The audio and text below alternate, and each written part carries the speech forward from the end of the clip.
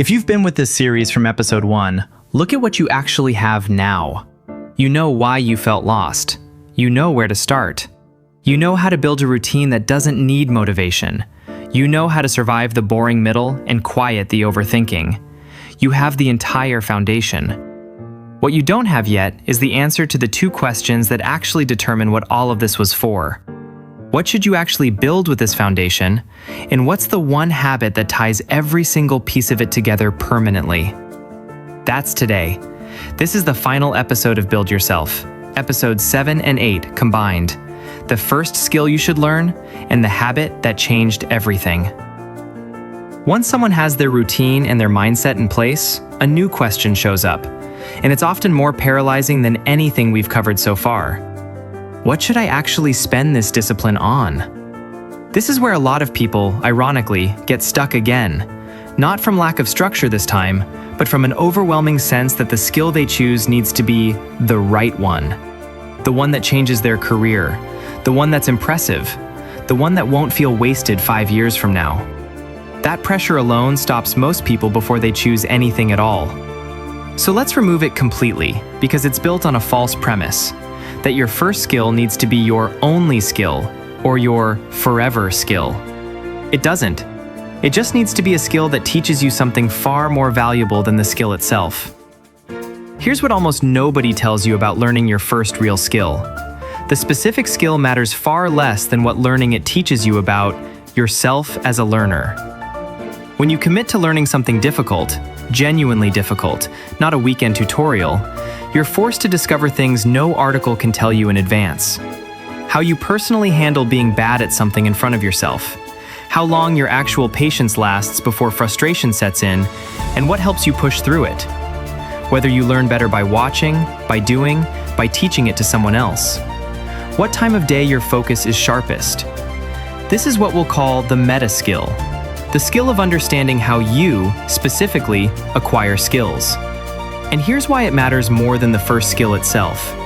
Once you know your own learning pattern, every skill after this one becomes dramatically faster to acquire, because you're no longer guessing at your own process. You already know it. This is exactly why the choice of first skill matters less than people think. Whether it's a language, an instrument, a craft, or a technical skill, the real prize isn't the skill on paper. It's the operating manual for your own mind that you accidentally write while learning it. Someone decides to learn to play guitar, mostly because a friend had one lying around. Not a grand career plan, just curiosity. The first month is frustrating. Their fingers hurt, the chords sound wrong, progress feels invisible. But somewhere around week 6, they notice something interesting happening. Not about the guitar, but about themselves. They notice they learn faster in short, frequent sessions than in long, rare ones. They notice frustration hits hardest right before a breakthrough, not before failure, a pattern they'd never have spotted without pushing through it multiple times. They notice that recording themselves playing, then listening back, helps far more than simply playing and hoping they're improving. 2 years later, that same person picks up an entirely unrelated skill, say, public speaking. And it clicks faster than it reasonably should, not because guitar and public speaking have anything in common on paper, but because the person now knows exactly how they personally learn anything. Short sessions, expect the wall right before the breakthrough, track progress with recordings instead of guessing. The guitar was never really the point. It was the training ground for a much more valuable, transferable skill hiding underneath it. So practically, how do you pick your first skill without falling back into the paralysis we started with? Pick the one that overlaps with the area you already chose back in episode 2, your one honest starting point. Or, if nothing overlaps naturally, pick whichever skill you've quietly wanted to try but talked yourself out of for sounding impractical. That instinct, the quiet pull towards something despite no obvious payoff, is usually more reliable than any strategic 5-year calculation, because it's the version most likely to survive the difficult middle stretch we've already talked about at length. And give yourself permission, explicitly, right now. This does not have to be your last skill, your career skill, or your most impressive skill. It only has to be difficult enough to teach you something real about how you learn. That's the entire bar. So now you understand why your first skill matters less for what it is and more for what it reveals about you. That idea, that the surface level thing matters less than the underlying pattern it builds, is actually the perfect setup for the final piece of this entire series. Because there's one specific habit that, more than any other single thing, tends to make everything we've discussed across this entire series actually stick. The habit is this: a 5-minute daily review of what you did, honestly, without judgment. Not a journal entry about your feelings, not a gratitude list, just 5 plain minutes, ideally at the same time each day, answering 3 short questions. What did I actually do today toward the thing I'm building? What got in the way? What's the smallest next action tomorrow? This sounds almost too small to be the answer to an entire series, but here's why it functions as what we're calling the habit that changed everything. It's the only habit on this list that directly touches every single concept we've covered, all at once, every single day. It gives you the evidence episode 3 talked about, proof in your own handwriting that you showed up. It catches the boring middle from today's first half before it turns into quitting, because you're forced to notice patterns in real time instead of drifting through them unconsciously. It interrupts overthinking, because naming what actually got in your way in 5 honest minutes is almost always less catastrophic than what your mind quietly assumed while overthinking it in the dark. And it builds exactly the kind of self-knowledge that made the meta skill from part 1 possible in the first place. 2 people both go through everything covered in this series. Both pick a starting point. Both build a small routine. Both learn something about how they personally learn. But only one of them adds 5 minutes of honest daily review to the mix. A year later, the person without the review habit has genuinely made progress. The earlier tools work, after all. But their progress feels scattered to them, hard to point to, hard to describe if someone asked what specifically changed. They know they're different than they were, but they can't quite explain how or when it happened.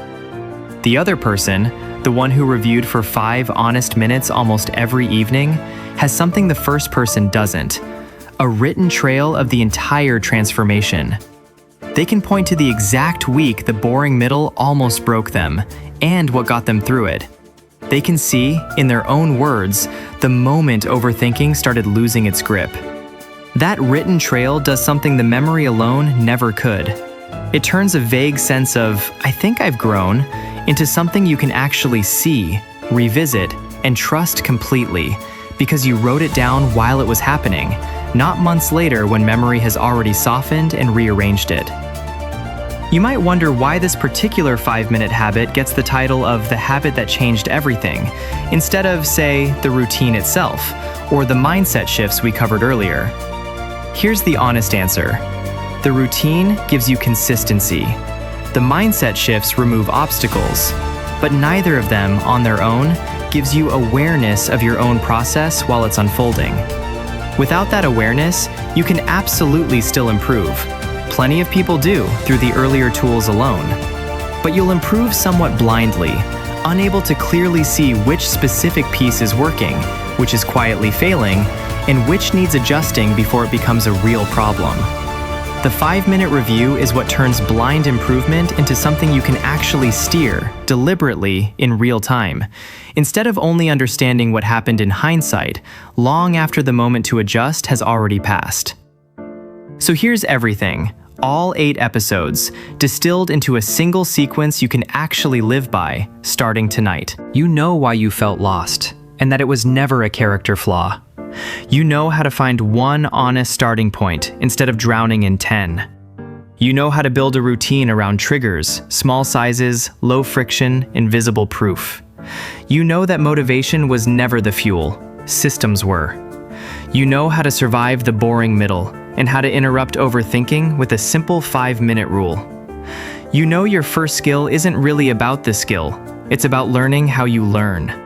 And now, you know the one habit that ties every single piece of this together. 5 honest minutes every evening, reviewing what you did and what's next. None of this requires you to be a different person than you are right now. It only requires you to keep doing the smallest, honest version of it, tonight and then again tomorrow. When you started episode 1, you were standing in a fog, asking a question that felt too big to answer. What am I even doing? 8 episodes later, you have an actual answer. Not a perfect one, not a finished one, but a real, honest, working one. That's what Build Yourself was always meant to be. Not a promise that the fog disappears forever in one video. A foundation built one honest step at a time, exactly the way everything worth building actually gets built. This wraps the core foundation of Build Yourself.